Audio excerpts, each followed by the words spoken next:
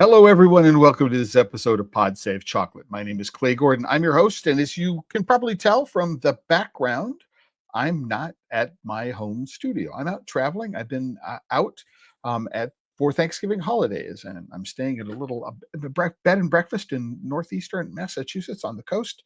Just had a wonderful time yesterday and getting ready, and I hope that if you're in a part of the world that celebrates Thanksgiving, that you had a wonderful day and time leading up.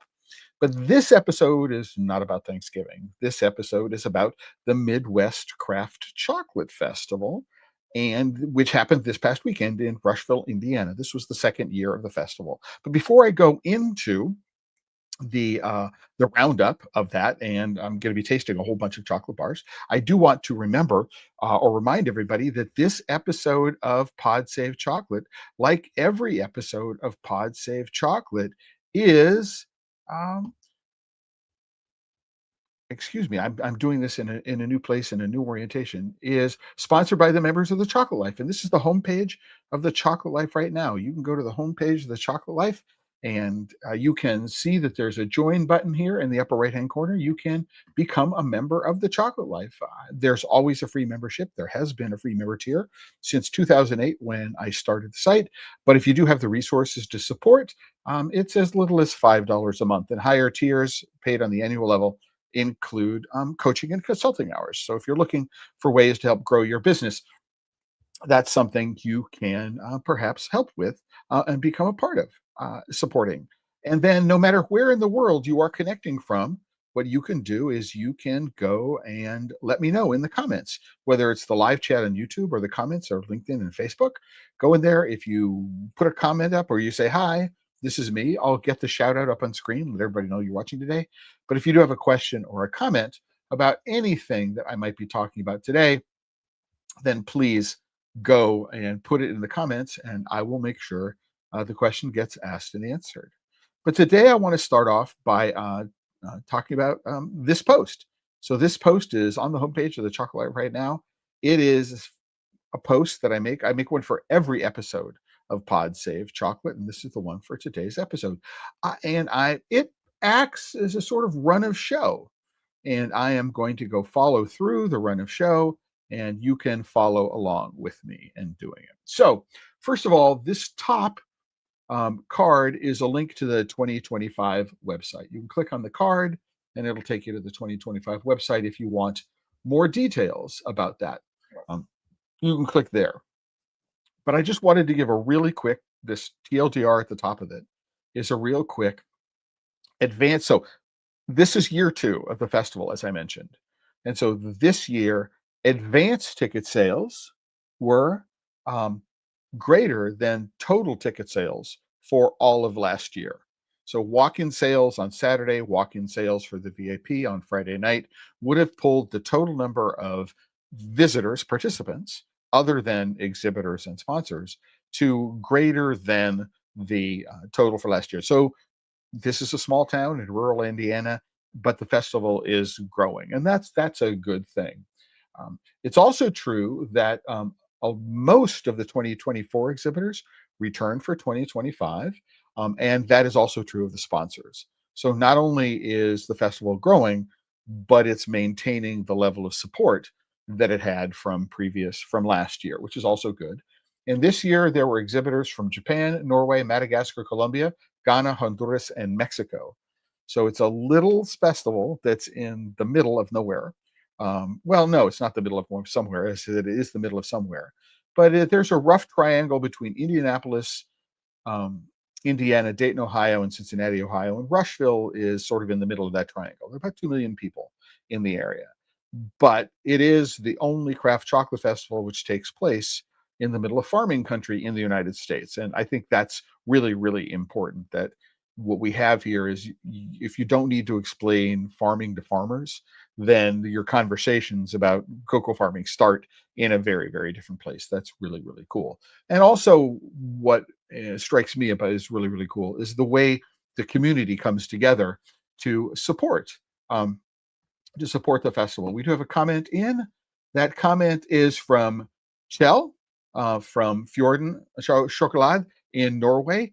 Chell was at the festival last weekend. Chell, if you want to, throw in some comments about your thoughts about the festival. I'm going to be tasting one of your bars shortly. I got the tomato bar here. We're going to be tasting one of your bars. I haven't tasted it yet. It's going to be my first tasting of it. But Chell, if you want to uh, give us some of your thoughts about the festival this year, and one thing I know about the festival, one of the things that's unique about it is that for many people who are traveling a very long way, this is myself included, this is Chell and many others, they had homestays. So they weren't staying at the only too small for the festival hotel that's in Rushville, but they're staying in the home of a community member. And that's a wonderful way for somebody who's traveling from overseas to feel welcomed into the community. And I think it's one of the things that makes this festival unique and quite attractive from an international exhibitor point of view. So this is not the house I stayed in this year. It is a house that I saw on my way to and from where I was staying to the festival grounds. And this sort of typifies for me the sort of weather that we had most of the time. It was overcast. The trees have dropped most of their leaves. The contrast in color is really wonderful. If you're from a part of the country that really doesn't have seasons and doesn't have fall colors, it was really, really nice to be able to see these things. And it sounds really weird, but on the Friday of the festival, when we're setting up and doing the presentations for the vendors, uh, they served lunch and for everybody involved. So not just the exhibitors, not just the sponsors, for all of the volunteers, there was lunch served. And apparently, I mean, I know that Ohio, Cincinnati specifically, is known for chili, right? So Cincinnati style chili is unusual. It's sort of like a thin ragu with some ground meat in it. It's also got cinnamon and cocoa powder, and you put it on top of spaghetti. And apparently, Rush County and Rushville has its own style of chili, which is a mixed meat and bean chili with vegetables. It's got a lot of liquid in it, so it's a tomato broth.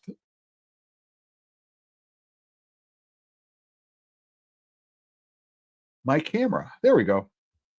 I'm back. Again, I'm in a different place and I have no idea what the stability of the connection is going to be. So if I jump in and out, I will see it, but hopefully nothing too bad will happen.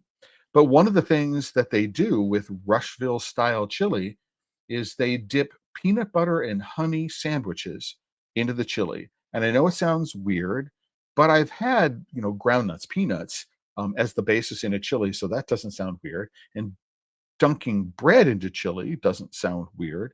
And honey adds some sweetness, and with the nuttiness of the peanuts, it may sound weird, but if the chili is spiced properly, it actually really works quite well.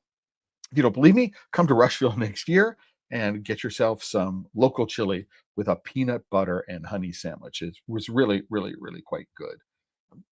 Um, we're in a new location this year. I think you might be able. You can't tell immediately, but this is the front of the Love Community Center.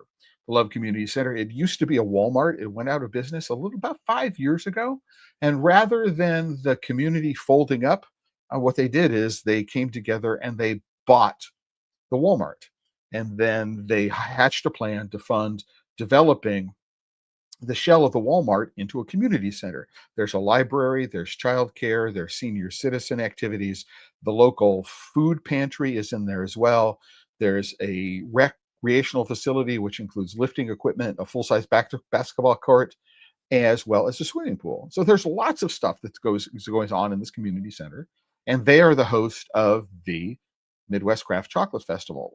Another thing that's unusual about a craft chocolate festival or about a chocolate festival is this is run by the community center as a nonprofit organization, and so their profit motivations are very different, as if this is a for-profit organization. But there are enough people involved who are business people, right? Who are looking very hard on making sure that it is successful as a business, which is really very, very important. But it's a fabulous facility. And unlike last year, where we were spread across, the exhibitors were spread across two buildings, and the presentations were spread across another two buildings downtown, and people had to go outside in the middle of winter and get frozen. This year was really quite different, in the sense that everything is in one place. This is the first year, so showing some of the signage is one of the things that I wanted to talk about. Showing some of the signage, but I think was really important. Um, but it was really well organized, given we didn't know what we didn't know. I'm an advisor to the people who put this together. We didn't know what we didn't know, and so the first festival in a new place, you're just not quite sure about how things are going to work. It actually worked remarkably well inside, and so this is the view. You've just walked into the front of the Love Community Center. This banquet seating is called the UFO. That's what people call it. To the left, you can see is the library. You can't see to the right here, but it's the daycare center. Immediately to the front here is where the first exhibitor showing, and this year it was Maverick Chocolate. But there's an exterior garden. For some reason, there's this atrium in the building, and the first thing you get the sense of is there's actually quite a lot of space here, which is true. And one of the challenges with any festival is that you have at least three competing groups of people. You have the organizers of the festival, who want as many participants as possible, so members of the public who buy tickets. And then you want as many vendors as possible and sponsors as possible. They want as many people as possible to be involved. You've got the exhibitors, who want as many participants to buy chocolate as possible, but they don't want a whole lot of competitors. So they don't want a lot of other vendors in the place. And then you've got the participants, who want as many vendors as possible, but not so many uh, members of the ticket paying buying public that it's going to get really crowded. And so I think you could do two of those three, but not all three of those three. Uh, but It was a good balance this year. There is some room for growth for next year, and we'll see how that works. There's some room for a few more exhibitors, and there's definitely room for a bunch more participants. One of the things that the community center had done is they'd hung flags from the rafters. They plan to add flags as they have new international events, and we found flags, and every international exhibitor had a flag on their table. And so here we've got the people from Japan, so Sweets Escalier, who came in for the event. So it's a lovely event. This was um, Mademoiselle Miel, I believe, was the honey exhibitor, and or who makes confections with honey.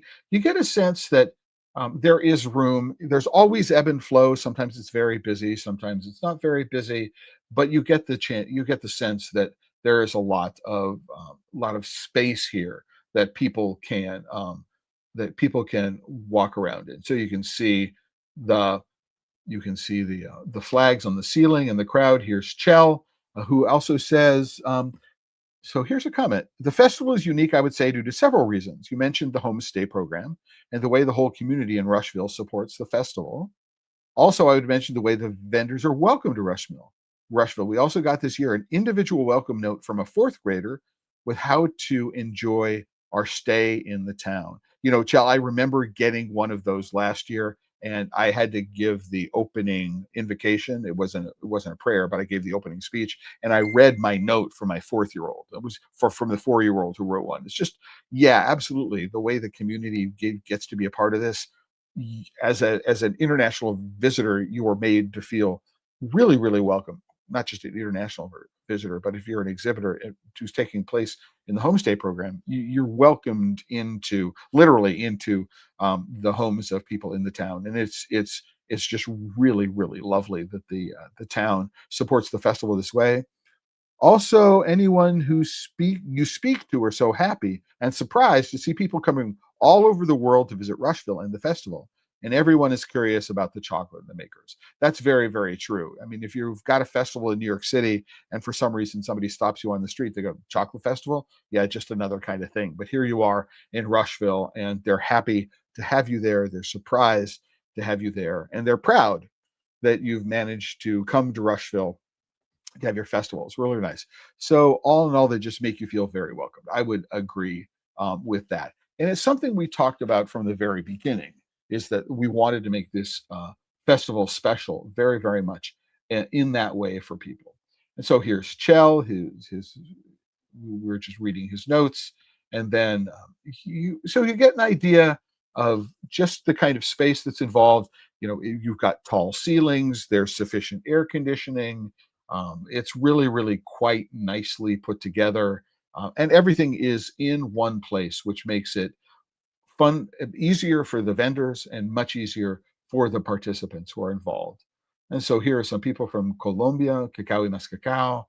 Um, so what they're doing, and we're back at the house. So that's just a little overview in photographs of what it is that I found at the festival this year. I had hoped to have a couple of special guests, join me today, but I got a call or text just a few moments ago from Dustin, who is the primary instigator of the festival. And one of the things that Dustin had to say to me, he sent me notes. He thought the successful was festival. It's good that the organizers think the festival is successful, and it's growing how he wanted to see it, which is also very nice. I mean, I think that sometimes you pursue growth for growth's sake, and you'll take, well, you won't make the best decisions because you're just chasing after income in terms of the festival. But because of the nonprofit support, and the Friday night VIP um, event was a fundraiser for the Love Community Center, which is really very nice. So one of the things I will share is that over the course of the weekend, uh, Dustin invited Tomomi Kaneko and his partner Yasuko, whose name unfortunately I don't remember, last name I don't remember, from Sweets Escalier in Niigata, Japan. And they spent much of the time on Thursday and some time on Friday as well on Sunday making chocolate. So they used the same set of beans from Cacaitos, so Cesar Aguiar from Canada, the beans from Colombia, and Dustin made his chocolate his way, and Tomomi made his chocolate his way, but they roasted the beans the way Tomomi roasts the beans. And I've been making chocolate from beans for close to 20 years now. I have never ever seen a roasting protocol like the one Tomomi makes. And we had a chance on Sunday um, to visit Dustin's shop, the Chocolat Cafe, which was just across the parking lot from the Love Community Center. And we got a chance to smell and taste the chocolate. And I have samples of that chocolate here. It's untempered, but we've got just Tomomi's take, just Dustin's take, and then it did a 50-50 blend of the two of them. So we're going to taste that. Final note from Chell, he says, the festival itself is very well organized with lots of volunteers that help the festival be successful. Yeah, so we wanted to make sure that there were volunteers. So, for example, at any time one of the exhibitors needed to take a quick break, they needed to um, uh, go have lunch or any other activity, they had the opportunity for somebody to stand there and represent them. So it was really well organized that way, and everybody's really pleasant. It's really, really, really nice in terms of the volunteers who are there. Just unfailingly polite, and happy to be there and eager to do the work that needs to get done. Sometimes volunteers are not are not always happy, but they were this year. Um, Dustin, who said his biggest personal takeaway was the time with Tomomi of Sweets Escalier making chocolate, and it inspired. Dustin said that experience inspired him as a chocolate maker, and has given him more clarity in how he wants to tailor the festival to the needs of the chocolate maker. And planning has already started for 2026. There's something in what Dustin says here that I think is really, really key, is that how he wants to tailor the festival to meet the needs of the chocolate maker. So one way in which that happened this year, I mean, all across the board, I think it was really important. But on Friday, there was an emphasis on getting all the exhibitors, the vendors, set up. And then from early in the afternoon until late in the afternoon, there was a series of programs of presentations of programs. So I gave one on which was, how do you keep track of expenses in your business? Because if you want to pay for any sustainability efforts at the cocoa farm level, you need to be sustainable as a business yourself. So I did that, and there were a bunch of others. But the vendors were given ample time to set up. They were given ample time to have lunch. The lunch was served to them. It was provided as a part of their exhibit charge. Then there was this presentation of from a bunch of people. So Lila Carvajal, so Cocoa Supply is one of the sponsors. So Lila talked. Jose Lopez Ganem, who is with the Institute for Cocoa and Chocolate Research. Paul Picton was there, talked about what he does. Liang Wang, who is there from Kesho, gave a presentation about. So it was a really quite well-rounded presentation. And then afterwards, there was time for all the exhibitors to go wander around and talk with each other and buy each other's chocolate and share each other's chocolate.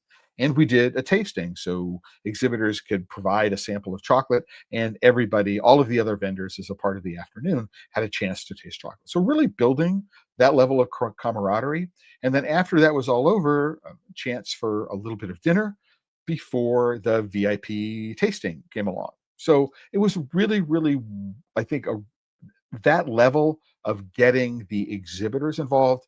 I mean, I've been at many Salons du Chocolat in 2 countries, been to CHOCOA, been to a bunch of other chocolate festivals in Peru, in Mexico. And when it comes to supporting the exhibitors, I have yet to see a festival which is so attentive of the needs of the exhibitors, and it's really, really, really nice to see it. But I'm looking forward to going back again next year.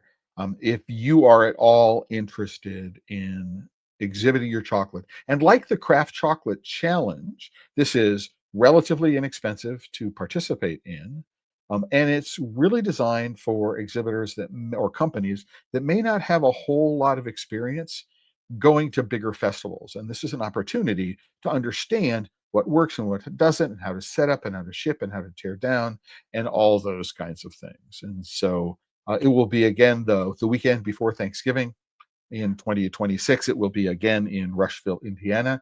And if you're interested, the place to go is to the Midwest Craft Chocolate Festival website, which is, again, this is the website for the festival.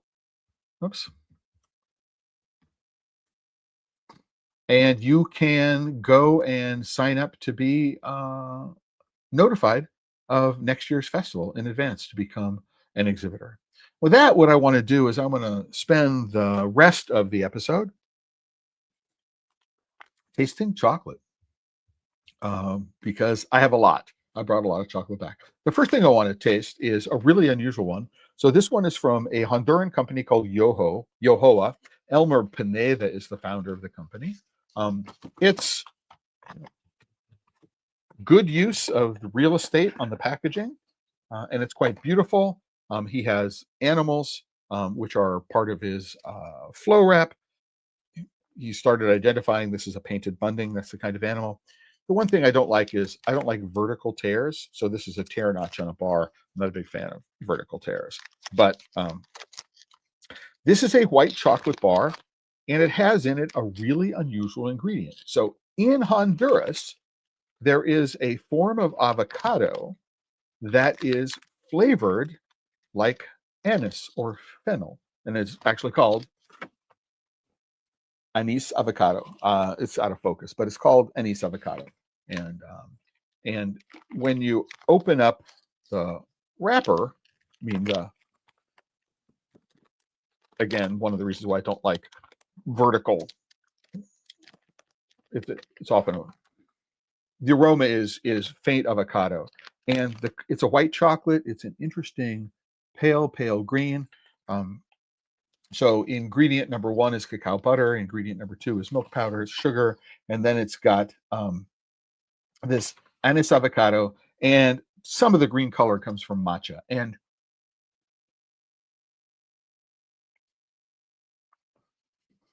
what's really remarkable at this is just how clear and clean the anise flavor is. Um, it's mild. The matcha not only provides a little bit of color, but it adds a slight bitterness into this. It sort of takes the edge off the sweetness. In the bar, it's impeccably well made. I mean, the sugar was refined into the chocolate. So these anise avocados are native to Honduras. They have a very short growing season. Um, Elmer and his crew, they harvest the avocados and freeze dry the avocados and then grind it to a powder. And then they refine the anise avocado powder into the chocolate. I mean, in terms of unexpected flavor combinations, this is one of, I think, my two or three top experiences at the festival. It was just really lovely. Excuse me, I'm gonna take a little water. I'm gonna run through this. Oh, and by the way, in case you want to know, what I've done is for every single one of the chocolates that I'm going to be tasting here, or the makers, I put a link to their Instagram account. So if you're interested in learning more about them, you can see the Instagram account. Many of them have photos from the Midwest Craft Chocolate Festival, but you can go and check out more about them. And from their Instagram accounts, you can get to their websites. Most of these chocolates are available in the United States. Unfortunately, I don't think the ones from Ica or the ones from Sweets Escalier are available in the United States. Chell, I don't know if you're selling yet in the United States, so let me know if you are. Be happy to get that information on the screen and let people know about it. But many of the others are available in the US. Right. So the second one I want to talk about is from Fjorden. It's from Chocolat. Chell, who been reading his notes and showed you a photo of him, is from Stavanger in Norway. And Stavanger, in addition to all of its other claims to history, is the largest producer of tomatoes. And there's a tomato festival, and there's some like 250th anniversary or something or other that's going on. And so Chell decided to use local tomatoes and make a 45% milk chocolate. So tomato and 45% milk. The beans are from Madagascar, the Mava estate there. And Chell also does a good job of using the inside of the box for more information about what's going on. But unlike some other companies, what he's done is this box is in fact printed for this bar. And so there is some specific information about this bar on the inside of the wrapper, which you can learn about. So in 2025, we also celebrate Stavanger's 900-year anniversary. And Stavanger is Norway's leading tomato producing municipality. So since the late 1860s, it has had a long and standing and close connection to Madagascar. So now you know why Madagascar beans. Now you know why tomatoes in a 45% milk chocolate bar. So, wow. I mean, I haven't tasted this before. I hadn't opened the wrapper until just now. And the aroma of tomato. And I have a lot of freeze dried tomato powder at home, and I've done a lot of work dehydrating tomatoes. And there's a concentration of sort of the umami aroma as well as the umami flavor components in it. And that's what strikes me here. I don't know if there's any salt in the recipe. Yes, there's sea salt in the recipe, which is helping put a base on this. It's really interesting in that respect. Really complex aroma. I don't get much dairy. I don't get any dairy in it actually. But why not? We have cream of tomato soup. We've got the dairy. Oh wow!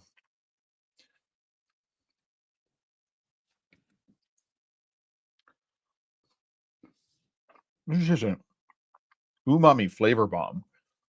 The tomato is there, beats back and forth with the cocoa sweetness. There's a fruitiness.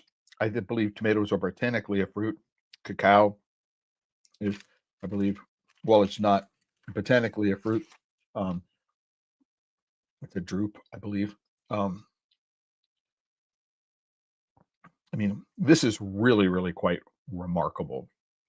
I am confused by it, but my confusion is a good way in the sense that I'm curious. If you gave this to me, I might be able to smell tomato, but when I put it in my mouth, the umami characteristic of the tomato with the chocolate, and then the fruit from the Madagascan cocoa beans at the end.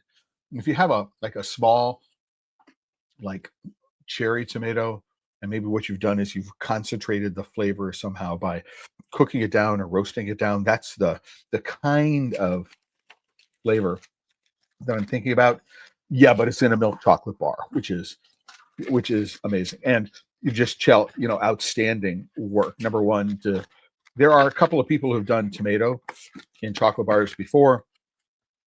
I've had chocolate, which is had, among other things, bits of sun-dried tomatoes in olive oil in a ganache with lemon, which is also very, very good. But this is a very, very pure presentation of the chocolate and tomato flavor. It's really, really, really yummy. Not quite a reason on its own to travel to Scandinavia, but if you are planning a trip to Sweden or Denmark or Finland anytime soon, there are lots of great chocolate options there, and one of which is go to Stavanger and get yourself a chocolate and tomato bar. And hopefully you'll be making these. Oh, it says the Chocolate House in DC has some of the bars now. So you can go to the Chocolate House website in DC and you can purchase some of the bars. I would, if you're interested in this bar, go there immediately. The next maker I'm going to be sampling is Embers Chocolate in Phoenix, Arizona. People may remember last year I talked about their elote bar. I have an elote bar around here somewhere. Didn't quite finish it yesterday. Was handing her out to guests at Thanksgiving dinner. We had like 40 people, 12 pies, cheesecake, like 5 turkeys, 2 ham. It was like insane in terms of food and the group of people. But this is a campfire s'mores bar, and I'm thinking, what a great bar. It's got little marshmallows on the back, so that's a fun thing. It's a milk chocolate, so it's a dark milk chocolate. Excuse me, and I believe it also has graham cracker crumbs. So one of the things, yeah.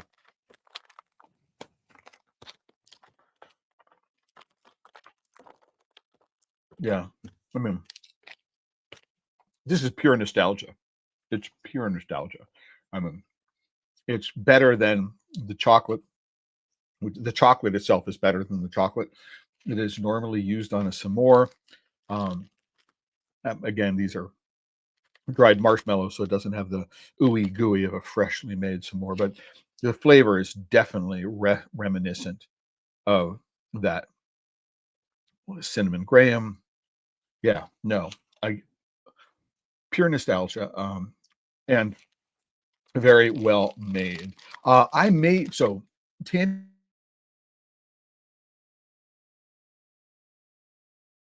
somehow. So sorry about that. Some interruption. Not sure why my internet connection is continuing to drop, but Tandy is opening up a restaurant in the Phoenix area in December, and I'm going to go down there and I'm going to spend time. And I think I'm going to live stream from the restaurant. I think I'm going to spend hours and hours and hours just sitting down.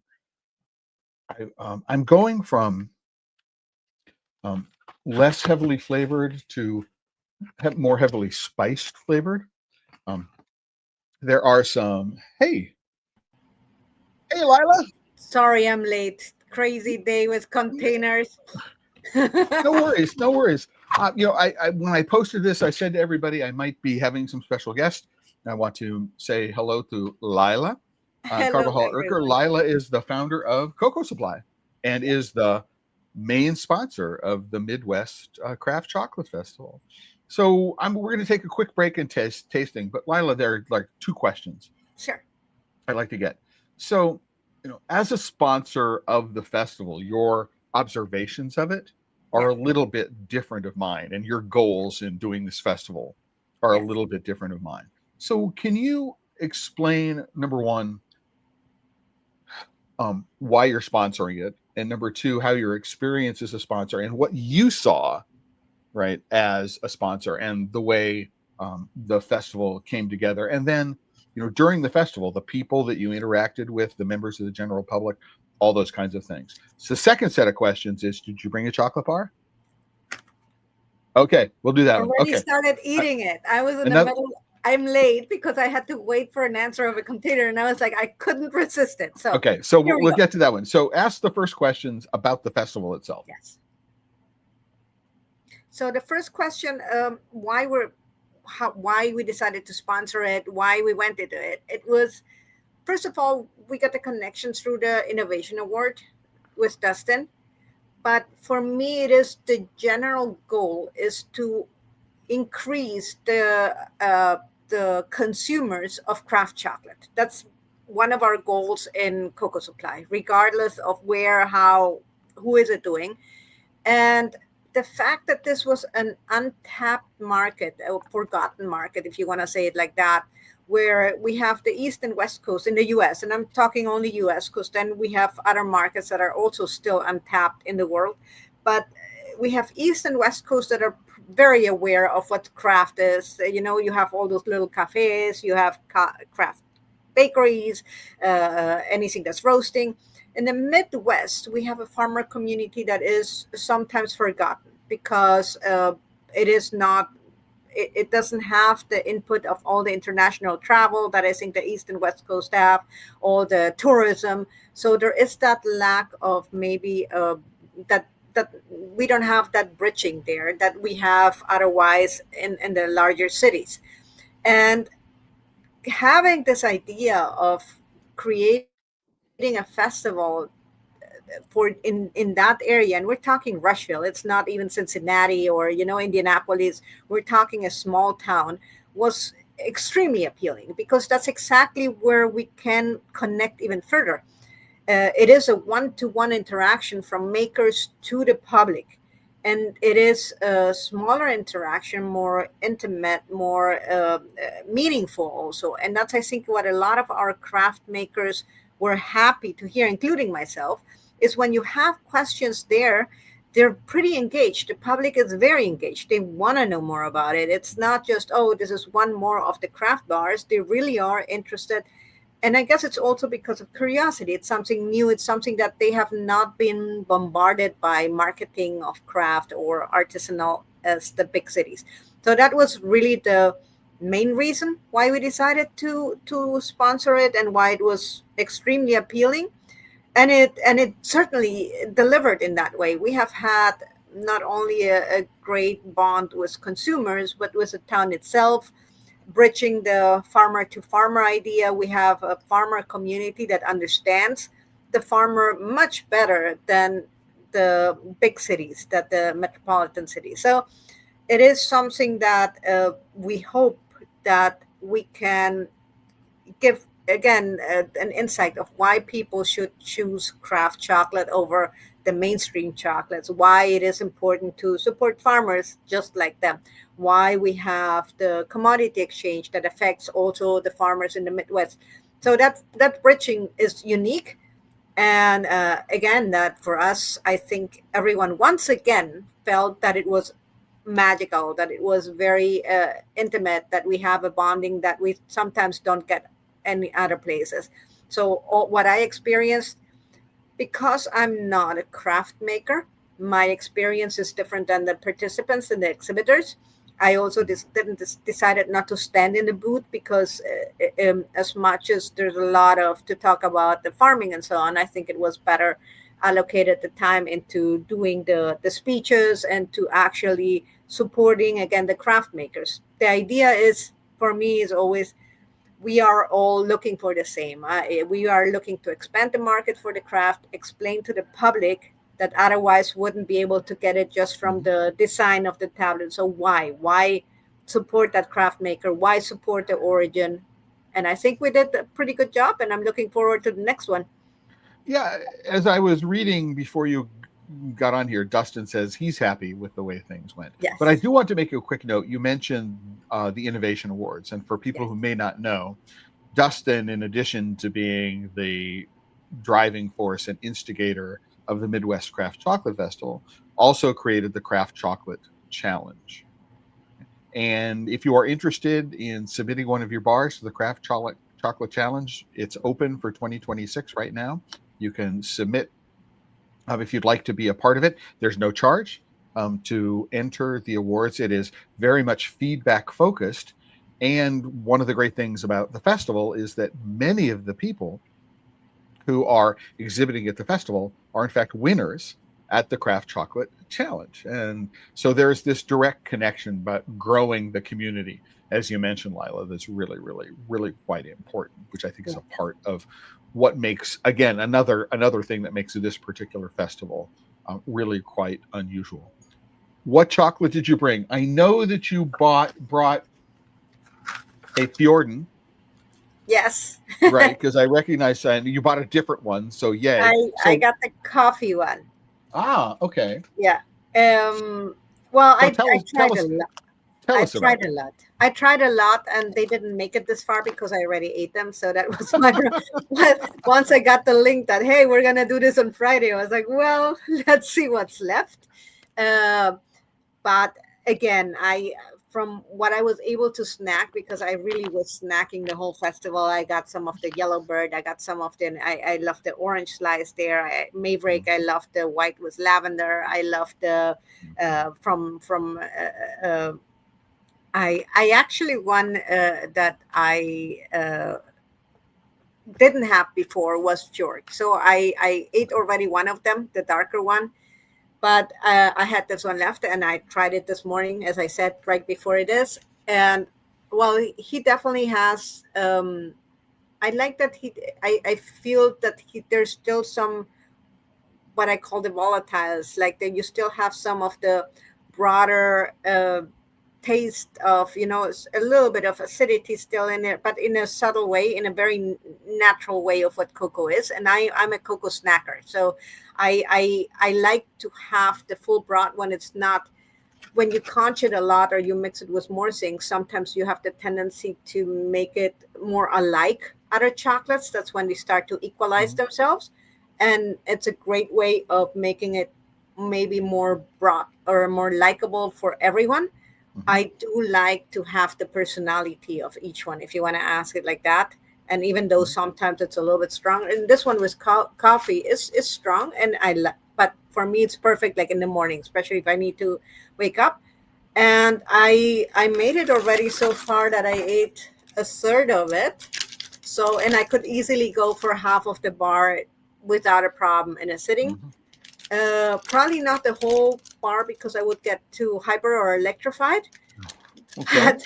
But it is something that I think it's important for a dark chocolate, is to be able to eat more than just one square. I think when you have when it's a little bit, even though I like, as I said, the personality, it cannot be so astringent or bitter, or that I can only have one square, because then the taste might be good, but it stops me from having a second one. Well, I think there's also this sometimes, and I haven't heard this in a while, but sometimes we'll say this chocolate is so good and it's so satisfying, you only need to have a small piece of it. Sure. And I'm going, no, what you want to do is you want to make a chocolate so that somebody will eat the entire bar without realizing that they've eaten the entire bar and want to come back and buy another one. Exactly. the next week. Right. So yeah, I can see you're already. I'm snacking, so I have no problem. But you see, it's interesting because I like it in little bites, because it has the strength also of the coffee. I can definitely feel the coffee, but it's not overpowering. It doesn't give me that. It's not necessarily a mocha flavor. It's more like how you say, like the. Like if you would be drinking coffee and eating dark chocolate at the same time, which is interesting. Okay, gotcha. Okay, yeah. So I like that. I like that feeling. Okay, understand. Well, I'm going to go along and say I've got another bar here And this one is actually from Dustin from the Chocolat Cafe. Oh, that's and it is his sweet corn, homage to Rushville, Indiana. Yeah. Maple buttermilk white chocolate. And one of the things that Dustin does, he does a really good job of using the real estate on his packaging to explain what he's doing. And he's also using the packet that he's using right internally as to provide additional space to be able to discuss the product. So it's a really, really good way of going about doing it. And then the tear part says across the top, experience the world through chocolate, which is the front image here. So he's come a long way in terms of the branding and packaging. And this is well tempered. The snap on this is really, really nice. And, you know, when you think about sweet corn and maple and buttermilk, I'm thinking about the cornbread that we might have had for Thanksgiving, right? With sort of like a whipped maple butter on the top.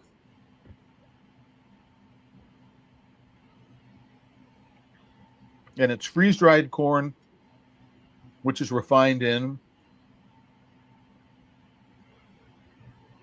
You get the corn, the roundness of the freeze-dried corn, and a hint of the maple sweetness. I mean,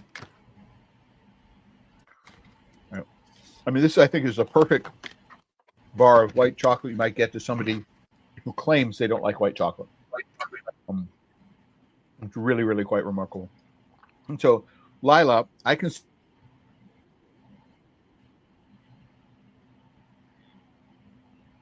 It's getting. I'm not entirely sure what the bandwidth issue is. I don't know if it's between me and the server, or it's on the server going back. But again, it's a complex bar of white chocolate. Normally, people think about white chocolate as just being sweet fat, and there's a lot going on here. Again, if you're looking for somebody. I mean, I could see grating this up and using it as a garnish on something. I'd like to see it melted into cornbread. It's really a lovely, well-made bar of chocolate. So did you meet the people from Ica, from Madagascar? Fanja? I did. And I had the baobab chocolate, the baobab which one? I liked a lot. Yeah. Mm-hmm. I like that one a lot.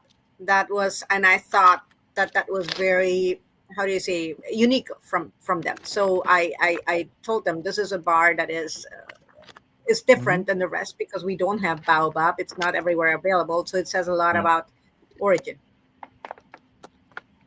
If you want, some of cashew? Do you have some bars of cashew? I have some. Give me 5 seconds. Of what? The baobab? No. Cashew. You have bars? No, I have 2 of their bars. Yeah. Okay. The Ica bar I have has got something called Kombava in it, which is kaffir lime with fleur de sel. And given the history of Madagascar being a former French colony, the fleur de sel they're using is sel de Guérande, which is a French sea salt.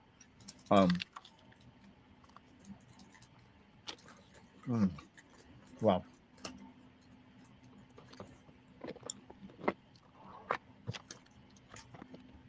Kaffir lime is such an unusual lime flavor, right?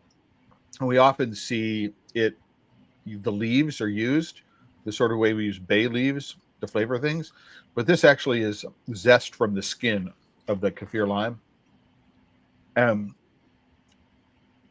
It's running at 3 different layers at the same time. There's this base, right, which is the chocolate. There's this really interesting mid flavor, which is from the, I misspelled it. I got to go fix that. Kombava, not Kombova. Kombava. And then this bright fruity aromatics, and the salt is sitting there doing all this stuff in the middle. These people I met for the first time at the Salon du Chocolat in New York City last March. And they'll be back at the Salon in New York again. Speaking of which, if you're interested in going to the Salon du Chocolat in New York this coming year in 2026, right now, sort of a Black Friday sale through the end of Cyber Monday, there's a buy one, get one free general admission ticket to the Salon du Chocolat. And if you go to the Chocolate Life website,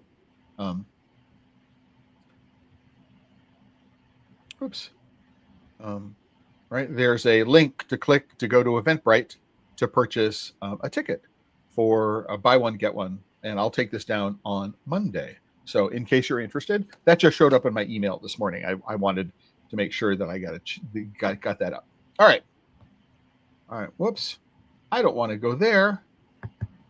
Where do I want to go? I want to go here. All right. So the next one I have is from Encore Coffee and Chocolate Company. This is Mike King in Kansas City, Missouri. Mike is another winner in the Craft Chocolate Challenge. And I'm hoping Eco will join the Craft Chocolate Challenge next year. Oh, and by the way, I mean, one of the challenges we were all worried about was what's going to be the effect of tariffs shipping chocolate across the border from Japan and Madagascar.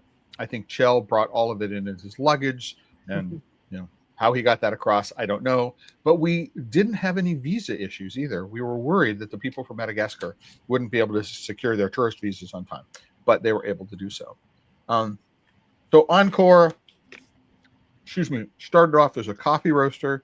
They become a chocolate maker.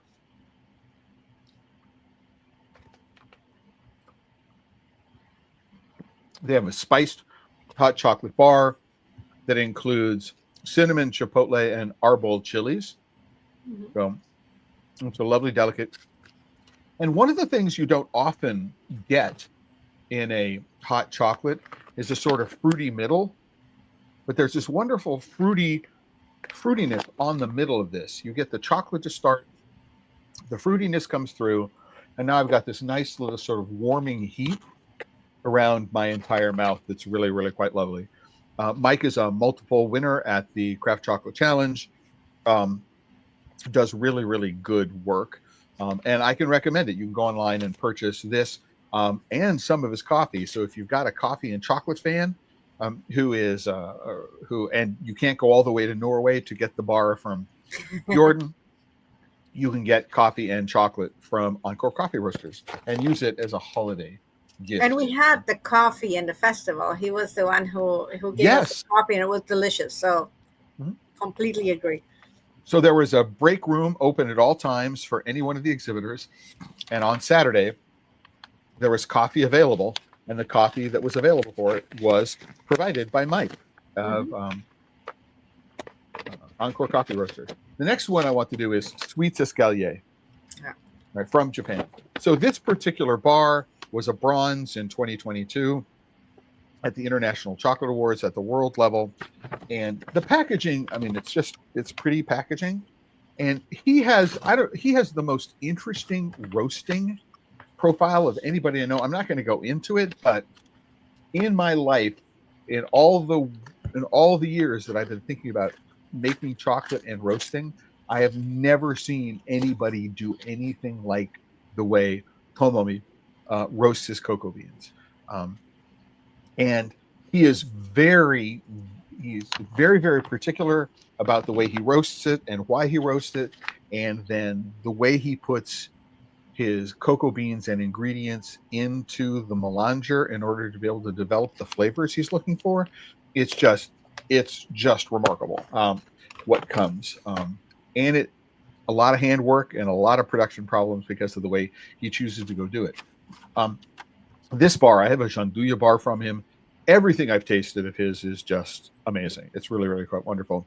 But this one is made from beans from Cuba, which have been smoked on cherry wood. So it's a 66% dark chocolate smoked on cherry wood. He also does a Madagascar, which is smoked on cherry wood, which is completely different. The Cuba beans have these really nice, rich bottom in what they're doing, whereas the Madagascar is much more fruity. And just technically, these are incredibly well made. You can't find fault in anything that he does from a technique point of view. But I find the smoke to be quite delicate. But if you think about, oh, um, smelling a cigar from halfway across the room, right? It's not right up onto it, but you've got that sort of richness and maybe a humidor. I'm a huge fan. I've had cherrywood smoked soy sauce, which is really, really quite remarkable.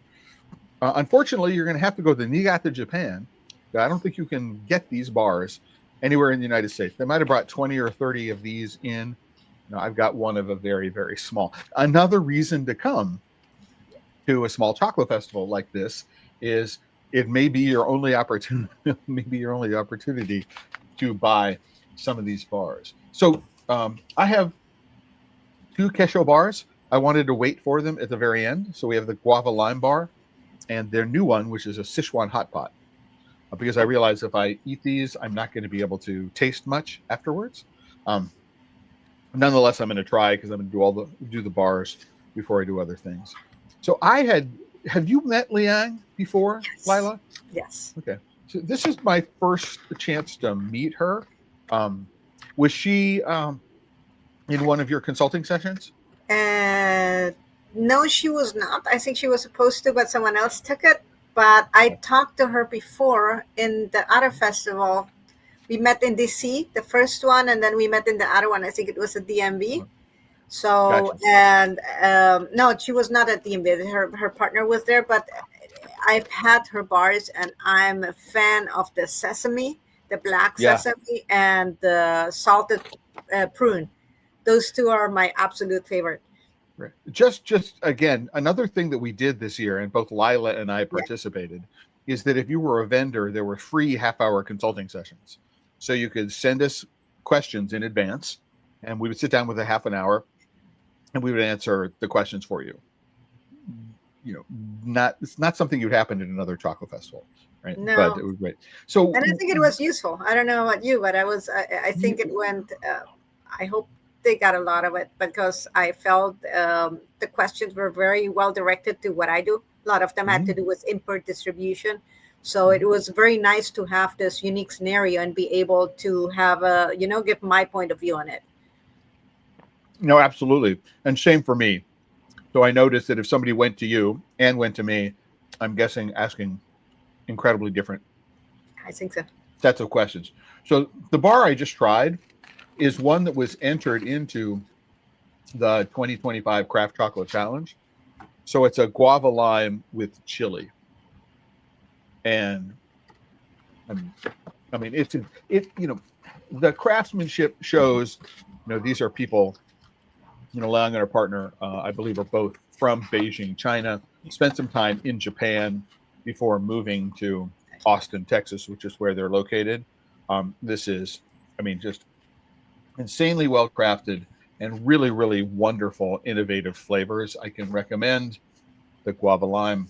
I believe it won an award in this year's Craft Chocolate Challenge. And the other one I have is a brand new one. It's a Sichuan hot pot, which includes, among other, the Sichuan pepper, which is the one that makes your tongue go numb. But it's cocoa bean, sugar, butter, roasted white sesame seeds, fermented black beans, right? Green pepper powder, chili powder, and sea salt. And I'm sort of, I'm running through these because there's still more to do, right? And we're almost at the end of the hour. So, oh, wow. The roast level just predominates on this thing, but we've got sesame seeds on the back, and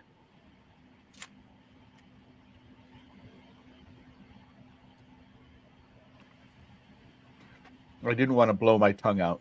Too much spice. I suggested she do a version of this, which has got ramen noodles. So it's really like some texture. Wow. The pepper is really quite present. So if you are not interested in hot stuff, I would stay away from this bar. But it definitely does deliver the essence of a Chinese style hot pot.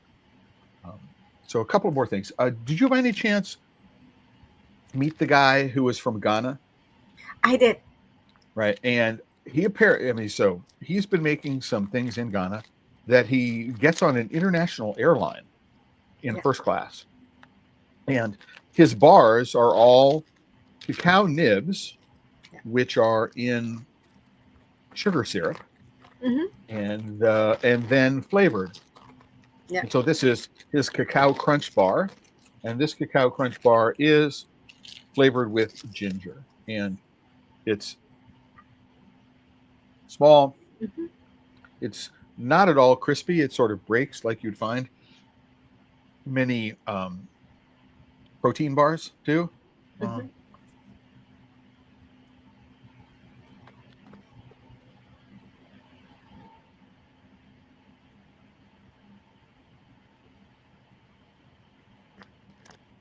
But it's a wonderful texture.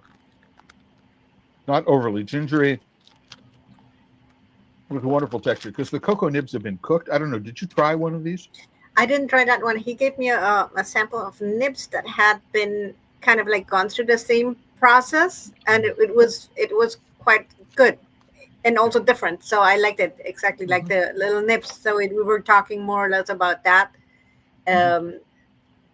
So I liked also the way he's doing things a little bit different, and that's what we were talking basically about. Yeah, one of the things that's interesting about this ginger is it tastes like what he's done is he's put fresh ginger into the sugar syrup, and you really get the sense that this is fresh ginger in here. It's a lot. So the last thing I want to do is, did you meet Oscar Rodolfo? I did, and I ate all that. So, I ate the whole 9 yards of those. So my homestay, this is my daughter asking me how it's not done yet. My homestay was at the Wendell Willkie house. Wendell Willkie was ran for president against FDR in the 40s, didn't win. But the Willkie house has a number of bedrooms, and so Oscar had one of the other bedrooms. So we were housemates for the festival. Another thing, and sometimes at a homestay in this festival, you'll have somebody else from another part of the world who's also there. Gives you a chance to meet people as well. So if you take a look at these, I mean, I know you have, but whoops, no. These are a classic half, which is cocoa butter, decorated with cocoa butter. And I do know that Oscar has taken classes from Melissa Koppel. Yeah. Right? And so one of the things that I'll say that's really, really quite lovely about these is that they're technically very well made. You look at the bottoms are clean. I'm going to cut this. Hopefully it's not too liquid. I mean, the shells are impeccably made. And I haven't put it, nice. Yeah, very, very, I mean, impeccably made. But one of the things that's not obvious is that, and I'll put a link to this if I can, or I'll put a photograph of this, is that here is the catalog. He puts it up on his website, or he puts it up in a Google Drive that he shares. And on several of the bars, he lists the farms. So there's a mango bar using beans from Rancho La Jolla in Tabasco, and a black tea using beans from Huimango, which is also just outside Villahermosa. But Oscar is in Cristobal de las Casas, which is a small town in Chiapas. But we have a Hacienda Napana, and again, where I've been, which is outside Pichucalco. And so these are, in addition to using local flavors, are made using couvertures, which Oscar makes. That's something that I told him was not that clear from the bonbons. I think he's missing out on that, because right now the bonbons are perfect. Everything is great. The flavor is great, but nothing tells me that he's actually doing it from bean to bonbon. And I thought that he was, and the specialty farm of each bonbon having a different farm. I do feel that there's so much room for him to advertise that and to bring it out, because it's so interesting that you have one bonbon made with one bean and another bonbon made with a completely different bean. And then what you're doing is you're matching the flavor profile of the center Yeah. and with the flavor of the chocolate. It's something that you can only do. Well, it's not something you can only do. It's something that's much easier to do Yeah. if you're a producer making in a producing country. And Oscar, young kids like 25, 26, 27 or something like that, he has grand designs. I mean, he wants to go big. There are some Mexican confectioners and chocolate makers who've been able to make the the make the transition to becoming celebrities outside their countries. But this is an incredibly talented young man who's done a lot of really, really good work. And so that's, I mean, I could eat all the time. But, oh, there's one more thing I want to do before we go. And Lila, thanks for being a part of this. But I mentioned first that Dustin and Tomomi had made chocolate using beans from Cesar Aguiar from Cacaitos from Canada, although he's from Colombia. He's from Colombia. He lives in Canada, right? He didn't come because he didn't want the hassle of trying to drive across the border and getting his stuff confiscated and stuff like that. But they made a chocolate. This is, I think, a 70% chocolate. And Dustin made it his way. So there are two DCM 20s side by side on the counter. On one of them, it's like Dustin and his normal process for how he makes the chocolate. And the one to the right of it is the way Tomomi makes the chocolate. And Dustin's is brighter, which makes sense given how and when he adds the butter and sugar into his recipe and how he goes and the temperature that he runs the refiner. The fruity punch is right there up front. I don't know what fruit it is. So it's, I don't know if it's I wouldn't say it's a red fruit, but it's more like maybe some sort of stone fruit or something like that. And in this particular batch, what Tomomi did is he put the nibs in, got it very hot, and refined the nibs in before he added the sugar and the butter. I'm not going to tell you anything about his roasting protocol. But what's interesting is just how radically different the two chocolates are. They started off, you smell each one an hour into the process, and they're already completely different. But after 2 days, which is how long they had to refine it, the aromas came very close together. And the fruit flavor is similar between the two, but Dustin's hits you right up front. And what Tomomi has done is it comes much, much further. There's also a textural difference, which I'm not entirely sure why it is, because they're basically identical recipes. But something to explore if you ever want to do that. And then one of the things that I suggested that they do, and I'm really glad they did, is they blended them. Anybody who's taken a class from me will know that I am mocked by the end of the class for saying blending is your friend. Yes. So if you're a chocolate maker and you don't blend, you're missing out, because there will be small inconsistencies in your roast. There'll be small inconsistencies from bag to bag to bag. There may be small inconsistencies in your melanger and timing and the way you conch and things like that. And by blending them, what you can do is you can still retain the essence of what you're doing as a single origin chocolate, right? But you can mix out the small inconsistencies from batch to batch to batch. Or what you can do, and I think this is more exciting, and maybe this is something you have some experience with, Lila, is you can do two entirely different processes. We're going to roast differently, and we're going to conch differently. Yeah. And because we roast and conch differently, we're going to get different flavors from the same beans. And it's not a question of this is the right way, right, or that's the wrong way. What I can do is I can say, ooh, if I blend them, I can get both flavors in my chocolate that I really love. And so I'm tasting the blended chocolate for the first time, right? I had a chance to taste it while it was warm in the melangers on Sunday morning. Oh,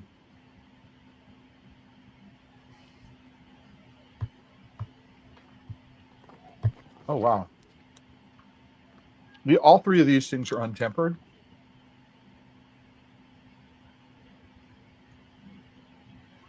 But I mean, this is a good case where experimenting with blending has done a wonderful thing. It's taken what I think of as some of the better elements from Dustin's interpretation and the better elements from Tomomi of Sweets Escalier, some of his presentation, and put them together. So the fruitiness now extends. It's not as bright, right, but extends from the very beginning. And there is a almost a somewhere between a it's like a well roasted Brazil nut, right, flavor, which comes through. There's a nuttiness which comes through at the end, which wasn't as clear in the beginning. So it's really, really a remarkable idea. Something you should think of as home. I'm looking forward. I think they're gonna save some for next year for us to try. So I'm looking forward to try that one. Yeah, I don't know. I will ask Dustin what they did with what's left over. Yeah. I know that it was Sunday. Everybody was tired. They didn't want to go through tempering everything and putting it into bars and making it available, but they'll see what they will do.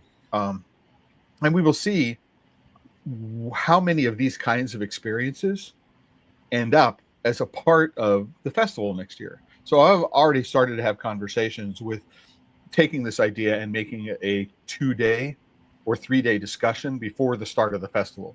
So people could come in earlier and we'll do something like this, which I think would be really, really lovely as well. And that's the beauty of this festival. It's so small and intimate, and it's not even that small if I see how many participants were, but it's small and so intimate or close to each other that this kind of experiments or interactions are successful.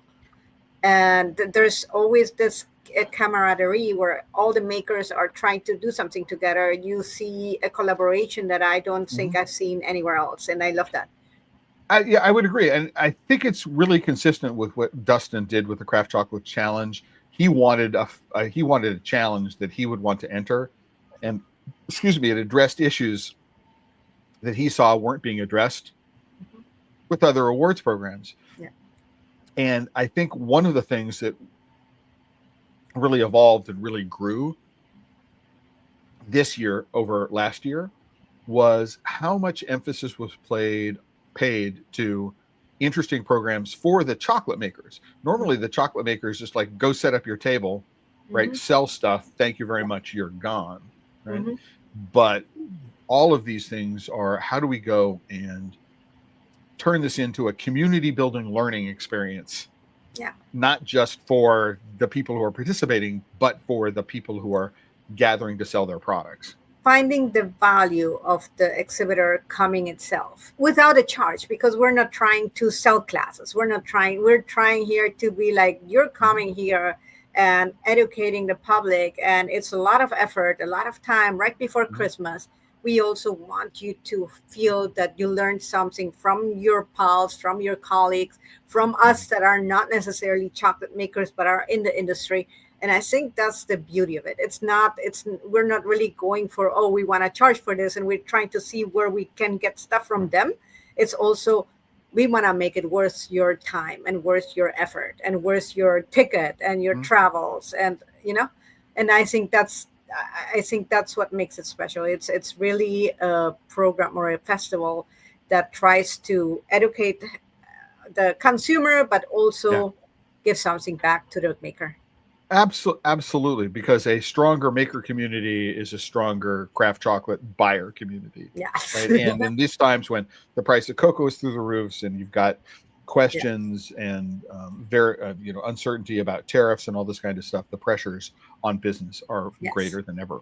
But Lila, I want to thank you for joining me today, taking time off on Black Friday, taking time away from shopping. No, I haven't been shopping. That's all right. I'm doing container issues. It's high season.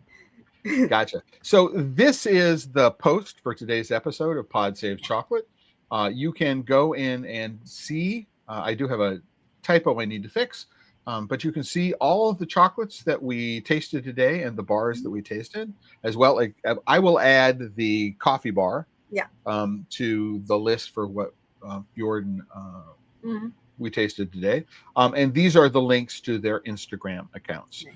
If you go to the top, This episode of Pod Safe Chocolate, like every episode of Pod Safe Chocolate, is sponsored by the members of the Chocolate Life. You can click on the join button and become a member. There is always a free membership level. There has been since 2008, but and it starts as little as $5 a month. But at the higher levels, when you're an annual subscriber, it comes with coaching and consulting hours, and all that helps keep the lights on at the Chocolate Life. Any last minute notes, Lila, before we head out today? Well, no, I really hope that more chocolate makers take advantage of this festival. It is really the best way to increase your market in an area that's untapped. And I think you would be surprised how appreciative that community is.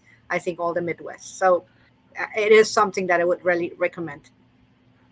And I can't have said it better. So I'm not going to say anything else except remember, if you're working with chocolate and you're not having fun, you're doing it wrong. Until the next time, everyone, ciao. Thanks, Lila. Thank you, everyone. Bye-bye.